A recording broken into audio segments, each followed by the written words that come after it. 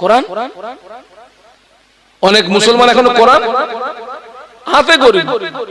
হ্যাঁ, তবে হাতে করি আর না করি এক জায়গায় গিয়ে কিন্তু ক্যাদদানি ফলাই। কোথায় বলুন তো? মেয়ে দেখতে গেছে, ছেলের বিয়ে দেবে, কোন প্রশ্ন করুক আর না করুক একটা প্রশ্ন করে। কি প্রশ্ন? ওমা কোরআন জানো? মা ওমা কোরআন জানো? তা মা বলতেছে 33 বার খতম করেছি। কতবার? কত বল না খোকার, 33 বার। ছেলের বাপের কলিজা ঠান্ডা হয়ে গেছে। 33 বার মানে কি? এ তো খুব সাংঘাতিক জিনিস। ছেলের বাপ বড় খোকারে বলতে, খোকা ছেলেদের গুসকি আন, এখান থেকে যাব না, এ জিনিস বাড়ি নিয়ে যাব। যে জিজ্ঞাসা করতেছে মা কোরআন জানো, মেয়ে যদি ওরে ঘুরিয়ে বলে চাচা তুমি জানো, চাচা তুমি কোরআন জানো, চাচা কোরআন ছাড়া কি নামাজ হয়? উত্তর দেন, উত্তর দেন। কোরআন ছাড়া নামাজ হয় না। যারা কোরআন জানে না, কোরআন নামাজ পড়ে কি করে? উত্তর দেন। হ্যাঁ, মার খেয়ে মরবি। আপনি বলবেন ওরা নামাজ পড়ে, নামাজ শিক্ষা থেকে বাংলা, তাই বলবেন তো নাকি? বাংলা পড়ে আলিফ জবরা আর আইন জবরা দুটো কি এক না আলাদা? বলুন। বাংলা কিতাব পড়ে দুটো আর পার্থক্য করা যাবে নাকি? না। দুটো আর যদি পার্থক্য করা না যায়, ও কোরআন ভুল পড়বে না ঠিক পড়বে? ভুল। ও যদি ভুল পড়ে নামাজ হবে না, কোথায় যাবে? বাবা, যারা বাংলা কিতাব পড়ে নামাজ পড়ে ওদের দৃষ্টান্ত আমি এইরকম ভাবে দেব। আয়লা দুর্গত মানুষ যারা, বন্যা দুর্গত মানুষ যারা, ওদের জীবন বাঁচানোর জন্য কিছুদিন চিড়ে রুটি দেওয়া হয়। কি দেওয়া হয়? চিড়ে রুটি দেওয়া হয়। তোরা বন্যা দুর্গত এলাকার মানুষ, গরুর গোশত এখন তোদের নসিবে নাই, খাসির গোশত নসিবে নাই, কাতলা মাছ নসিবে নাই। এখন তোরা চিড়ে রুটি খা। যেদিন তোরা এই বন্যা থেকে বাঁচবি সেদিন গোশতর মুখ দেখবি। যারা কোরআন জানে না, বাংলা কিতাব পড়ে নামাজ পড়ে, ওরা হলো আয়লা দুর্গত মানুষের সমতুল্য।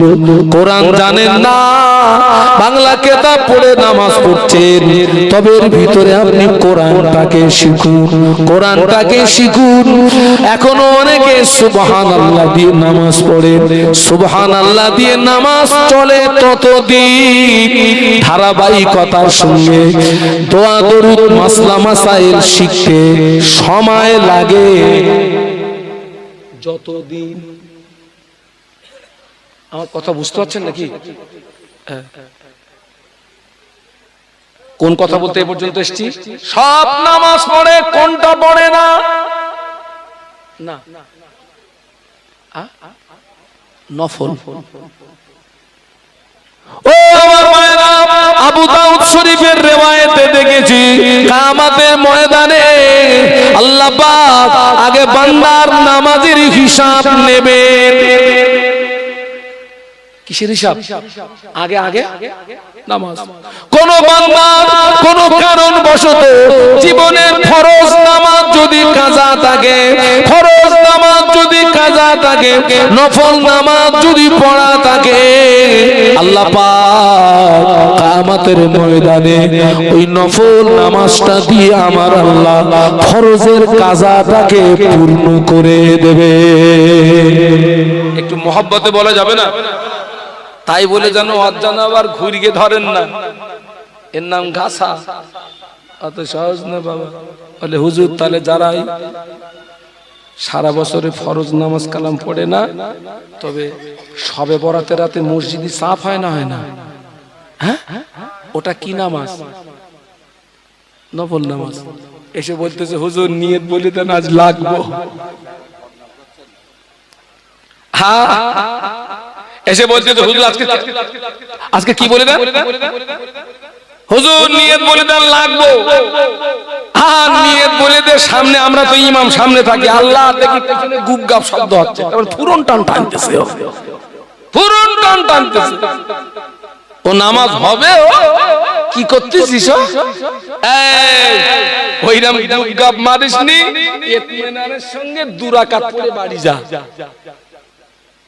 ইতমিনানের সঙ্গে গুপগাপ মারিস, ফুরন টান।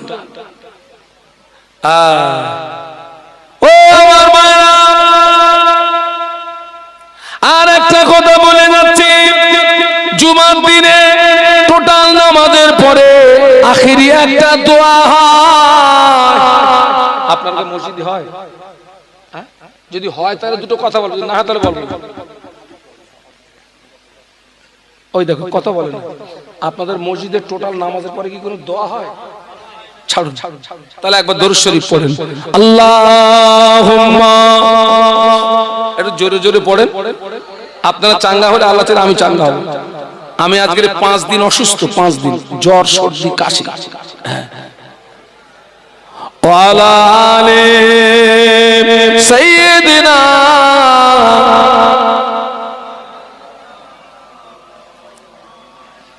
मुझे नाज गए अपनी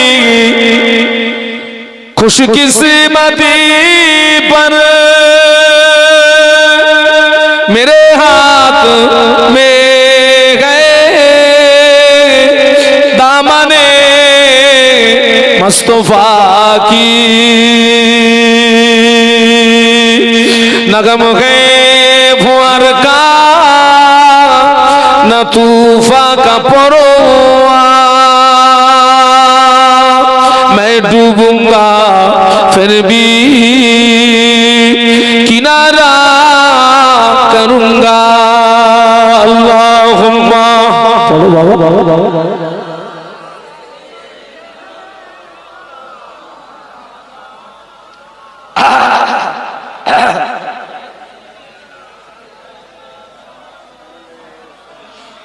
জবান খুলে বলুন আল্লাহু আকবার, আরেকটা আওয়াজ তুলুন, বলুন আল্লাহু আকবার। ফিরে আসুন গোড়ায়। সব মানুষ ধ্বংস হবে, নাজাত পাবে আলেম, আলেম ধ্বংস হবে, নাজাত পাবে আমলকারী। এবার রাসূল বলছেন আমলকারীও নাজাত পাবে না। ভয় লাগছে নাকি? আমলকারী ও আল্লাহ নবী বললেন আলামিলুনা কুল্লুকুম খালিকুনা ইল্লাল মুখলিসুন। আল্লাহ নবী বললেন আমলকারী ধ্বংস হয়ে যাবে, আমলকারী বরবাদ হয়ে যাবে, আমলকারী নাস্তে নাবুদ হয়ে যাবে। কেবলমাত্র যারা ইখলাসের সঙ্গে খুলুসিয়াতের সঙ্গে লিল্লাহ আল্লাহকে রাজি করানোর জন্য, আল্লাহকে সন্তুষ্টি করানোর জন্য আমল করবে, ওই আমলকারীরাই নাজাত পেয়ে যাবে। আপনি নামাজ পড়েছেন, আমল করেছেন, আপনার উদ্দেশ্য হলো লোকে আপনাকে নামাজি বলবে, তাই ওই নামাজিটা ধ্বংস হয়ে যাবে। আপনি রোজা রেখেছেন, আমল করেছেন, উদ্দেশ্য হলো লোকে আপনাকে রোজাদার বলবে, তাই ওই রোজাদারটা ধ্বংস হয়ে যাবে। আপনি হজ করেছেন, আমল করেছেন, আপনার উদ্দেশ্য হলো লোকে আপনাকে হাজী বলবে, তাই ডিগ্রি বাড়বে, তাই ওই হাজীটা ধ্বংস হয়ে যাবে। আমল করার পরেও ধ্বংস হবে, কারণ ও সেই বড় হুজুরের কথা মনে আছে, কি খারাপ নিয়ত খারাপ। আমল করার পরেও ধ্বংস হবে, কারণ ওর নিয়ত খারাপ। ওই শুরু আর শেষ মিলিয়ে দিলাম, বলে নিয়ত খারাপ। অনেক নামাজি আছে, লোক দেখানো নামাজি আছে না নেই? আছে। ছেলের বাপ নামাজ পড়ে না, মেয়ের বাপটা নামাজি। এত বেই তো বেয়ের বাড়ি এসছে, একদম বাড়ির পাশে হচ্ছে মসজিদ, ছেলের বাপের বাড়ির পাশে মসজিদ। হ্যাঁ, এমনি মসজিদে যায় না, সেই দিন মেয়ের বাপ এসে, আর মেয়ের বাপটা 5 ওয়াক্ত নামাজ জামাতে পড়ে। আজান হয়ে গেছে, বলতেছে বেই চলো জোহরের নামাজটা পড়ি আসি। এ চিন্তা করতেছে এমনি তো যায়নি, আর যদি না যাই একটা মান সম্মানের ব্যাপার, এরম হয় না, হয় না, অন্তত বেয়ের সম্মানটা বজায় থাক, চলো যাই। ও নামাজ আল্লাহর জন্য হলো না, বেই থাকানি নামাজ, ও কি নামাজ, ও তো বেই থাকানি নামাজ। বাবা মাদ্রাসার কালেকশন করতে গেছি, তার যার বাড়ি গেছি তিনি হাজী সাহেব। এখন ওনার নামের আগে ওই আলহাজ লিখিনি,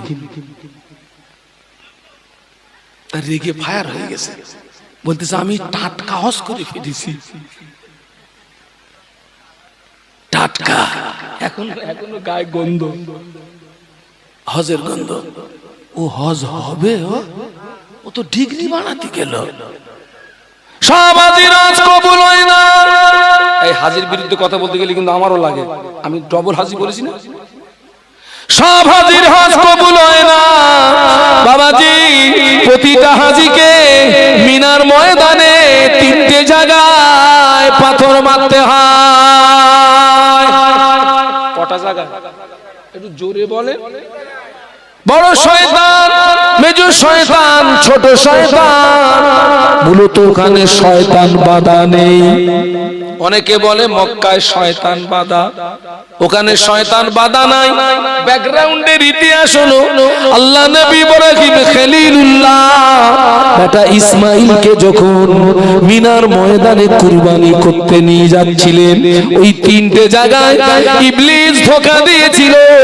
আল্লাহর পয়গম্বর ওই 3টে জায়গায় ইবলিসকে আঘাত করেছিল।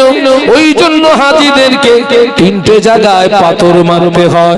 3টে জায়গায় পাথর মারো এই নিয়াতে, এই পাথরের আঘাতে যেন আমার নিজের নফসের শয়তানিটা ধ্বংস হয়।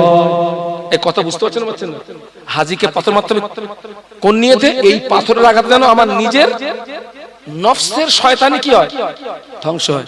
ও আল্লাহ, সেখানে গিয়ে দেখি অনেকে পাথর বাঁধতে জুতো খুলে চালাচ্ছে। কি কি জুতো? ও মনে করতেছে শয়তানে একদিন তো আমার খুব নাকানি সুগুলি খেয়েছে, ওরে যতক্ষণ পেয়ে গেছে খুলে চালা, ও শয়তান মেরে বাড়ি যাবে। আজ খ্যাপা কোথাকার, বোঝে না সোজে না।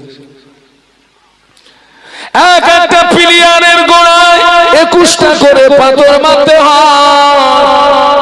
কটা? 21টা। 3 21।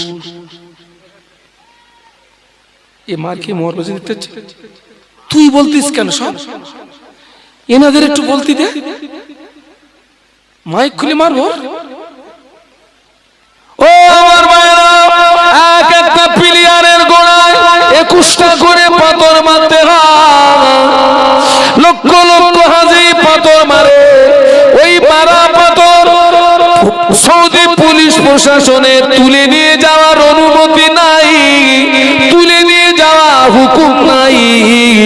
আমি ঘুরে ঘুরে দেখলাম হাজিদের মারা পাথর যদি তুলে নিয়ে যাওয়ার অনুমতি না হয়, ওখানে তো পাথরের পাহাড় হয়ে যাওয়ার কথা, ওখানে তো পাথরের টিলা হয়ে যাওয়ার কথা। ঘুরে ঘুরে দেখেছি ওখানে কোনো পাথরের পাহাড় নাই, ওখানে কোনো পাথরের টিলা নাই। মনে প্রশ্ন জাগলো, আল্লাহ এত পাথর গেল কোথায়? হুজুর আল্লামার কিতাব, ওই কিতাবটার নাম হলো হাজ্জে মাসাইল। ওই কিতাবটা খুলে দেখি হুজুর আল্লামা লিখেছেন যে হাজির হজ আল্লাহ পাকের দরবারে কবুল হয়ে যায়, যে হাজির হজ আল্লাহ পাকের দরবারে মকবুল হয়ে যায়, ওই হাজির মারা পাথরটা আল্লাহ ফেরেশতারা নিয়ে চলে যায়। যে হাজির হজ কবুল হয় না তাদের মারা পাথর ওখানে পড়ে থাকে। আমার মনে তখন এটাই জেগেছিল, আল্লাহ এখানে যত পাথর পড়ে আছে এরা হলো সব ডিগ্রি নোয়া হাজির পাথর। এ পাথর হলো ছাড়া পাটির পাথর, এ পাথর হলো মারা পাটির পাথর। ছাড়া পাটি মারা পাটি, আই কি পাটি বলেছে?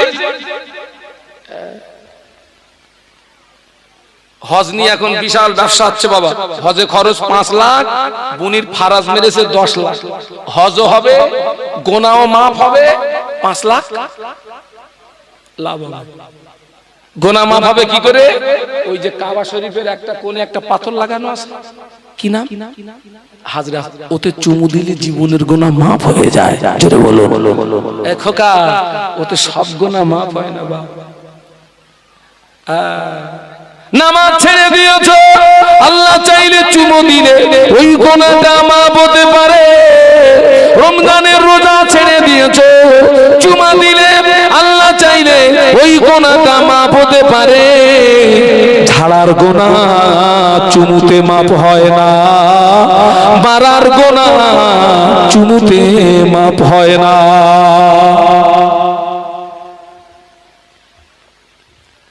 হ্যাঁ, সেই জন্য শেষ কথা বলে যাচ্ছি, আমল কম হোক, সে আমলটা যেন ইখলাসের সঙ্গে হয়, খুলুসিয়াতের সঙ্গে হয়। আমাদের জীবনের প্রত্যেকটা আমলের মূল টার্গেট হবে একটা। আমাদের জীবনের প্রত্যেকটা আমলের মূল টার্গেট হবে, কথা বলুন একটু, একটা। কি বলুন তো সেটা? ইন্না সালাতি ওয়া নুসুকি ওয়া মাহইয়ায়া ওয়া মামাতি লিল্লাহি রাব্বিল আলামিন। একটু বলুন না আল্লাহু আকবার, জবান খুলে বলুন না, আর আমার সঙ্গে পড়ুন। ইন্না সালাতি ওয়া নুসুকি ওয়া মাহইয়ায়া ওয়া মামাতি লিল্লাহি রাব্বিল আলামিন। নিশ্চয়ই আপনার নামাজ, আপনার কুরবানি, আপনার বেঁচে থাকা, আপনার মরে যাওয়া, সব কিছুর মূল লক্ষ্য হবে আল্লাহকে রাজি করা। ওই আমলকারীরাই কেবলমাত্র নাজাত পাবে, বাদ বাকি সব বলুন বলুন ধ্বংস। আমি কি কিছু আপনাদেরকে বোঝাতে পেরেছি? এবারে পরবর্তী কাজ আপনাদের আমল করা। আল্লাহ আপনাদেরকে আমল করার তৌফিক দিন, আল্লাহ আমাকেও আমল করার তৌফিক দিন। বলুন আল্লাহুম্মা আমিন। বিদায় নিচ্ছি, একটা দাওয়াত দিয়ে যাচ্ছি। আমি আমার জীবনে আমি 3টে মাদ্রাসা প্রতিষ্ঠিত করেছি। একটি হচ্ছে দক্ষিণ 24 পরগনা ভাঙড়ে, আলহামদুলিল্লাহ সে প্রতিষ্ঠান খুব সুন্দর চলছে। নাম্বার 2 বসিরহাটের সংলগ্ন ভ্যাবলা নিকটবর্তী ট্যাঁটরা খাঁপাড়া, আলহামদুলিল্লাহ সে প্রতিষ্ঠানও খুব ভালো চলছে। 3 নাম্বার একটা প্রতিষ্ঠানের এই যে আখারপুর একদম ঢ্যামঢ্যামিয়া মোড়ের পার্শ্বস্থ আল আমিন মাদ্রাসাও এতিমখানা, যার ইসালে সব হচ্ছে 24 এবং 25 মাঘ। 24 এবং 25 মাঘ আপনাদেরকে আমি খাস ভাবে দাওয়াত দিচ্ছি। 25 মাঘে বাদ মাগরিব জিকিরের মজলিস অনুষ্ঠিত হবে ইনশাআল্লাহ। বাদ মাগরিব জিকিরের মজলিস। এখন তো অধিকাংশ বাবা, আগে কিন্তু অধিকাংশ মাহফিলে বাদ মাগরিব কি হতো বলুন তো, একটু কথা বলুন, জিকির হতো। আর এখন অধিকাংশ মাহফিলে বাদ মাগরিব কি হচ্ছে? গজব শিল্পী। আই খোকা কি শিল্পী? গজব, গজব শিল্পী। একজন গজল বলতেছে আর মেয়ে ছেলে, আমার দিকে তাকান, আমার দিকে তাকান। একজন গজল বলতেছে আর মেয়ে ছেলে বাড়ি ছেলে কোথায়? তাও কথা বলেন। সব এক জায়গায় না, আর দুইজন দুই ধারে মাইক্রোফোন নিয়ে কি করতেছে, হুক্কু হুক্কু হুক্কু হুক্কু হুক্কু হুক্কু। আচ্ছা কি সে হুজুর একটু করেন আব্দুল মাতিন সাহেব, দুইজন দুই ধারে মাইক নিয়ে কি করতেছে, কথা বলে না। ঠিক বলতেছি না আমি, তখন ভুল বলতেছি? করে না করে না, হুক্কু হুক্কু হুক্কু হুক্কু। কি হুক্কু হুক্কু কি? হ্যাঁ পুরো শেষ করে ফেলেছি সব। মেয়ে ছেলে বেটা ছেলে গুতুগুতি মারতেছে। জলসা কমিটি, তুইও মরবি ওরাও মরবে। জিকির উঠে গেছে, জিকিরের কলব সাফ। সুবহানাল্লাহ বলুন। 25শে মাঘ বাদ মাগরিব জিকিরের মজলিস অনুষ্ঠিত হবে ইনশাআল্লাহ। এবং আমাদের মাহফিলের শেষ বক্তা যিনি থাকবেন, আওলাদে মুজাদ্দিদে জামান ছোট হুজুর পীর কেবলা রাহমাতুল্লাহ আলাইহির পৌত্র আল হযরত মাওলানা জোনায়েদ সিদ্দিকী সাহেব, ফুরফুরা দরবার শরীফ। জোনায়েদ সিদ্দিকী সাহেব উনি